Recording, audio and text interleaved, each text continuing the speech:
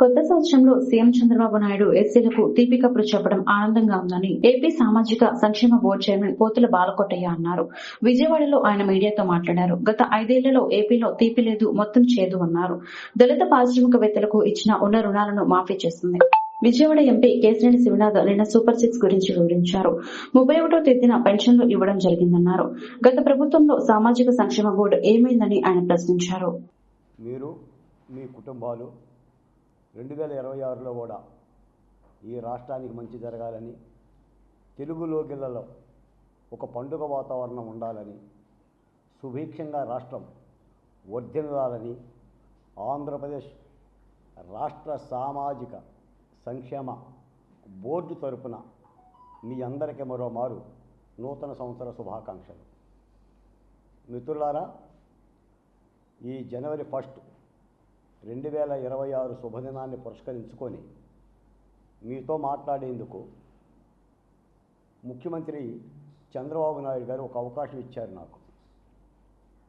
నూతన సంవత్సర శుభవేళ ఆంధ్రప్రదేశ్లో ముఖ్యంగా ఎస్సీలకు వారి ఉపాధి కోసం, ఎస్సీలలోని 56 సామాజిక ఉపకులాల అభ్యున్నతి కోసం ఒక తీపి కబురు అందించారు. ఒక తీపి మాట చెప్పారు. ముఖ్యమంత్రి గారు చెప్పిన ఆ తీపి మాటని మీతో పాటు రాష్ట్ర ప్రజలతో పంచుకోవాలని చెప్పేసి మీ ముందుకు వచ్చాను. సాధారణంగా గత 5 ఏళ్ల కాలంలో తీపంటూ ఏమీ లేదు. ఉంటే గింటే చేదుంది తప్ప వగరు కూడా లేదు. సంక్షేమం అనే మాట ఆంధ్రప్రదేశ్లో మీరు కాగడా పెట్టి ఎతికినా, టార్చ్ లైట్ వేసి ఎతికినా కనిపించేది కాదు. కానీ రాష్ట్ర ముఖ్యమంత్రి చంద్రబాబు నాయుడు గారు, కూటమి ప్రభుత్వం ఈ నూతన సంవత్సరం సందర్భంగా ఎస్సీలకి దాదాపుగా ఈ 56 ఉపకులాలకి 4400 మంది లబ్ధిదారులకి 28 జిల్లాల్లో 63,23,00,000 రూపాయలు ఉపాధి పథకం కింద విడుదల చేయటం జరిగింది.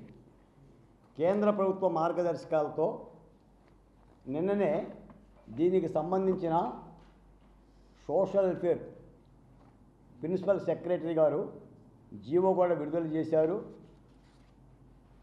ఇన్కమ్ జనరేటింగ్ యాక్టివిటీ దాదాపు 4,400 మంది, 63,26,50,000, 22 కోట్ల రూపాయలు గ్రాంట్ అండ్ ఎయిడ్గా ఇవ్వటం జరిగింది.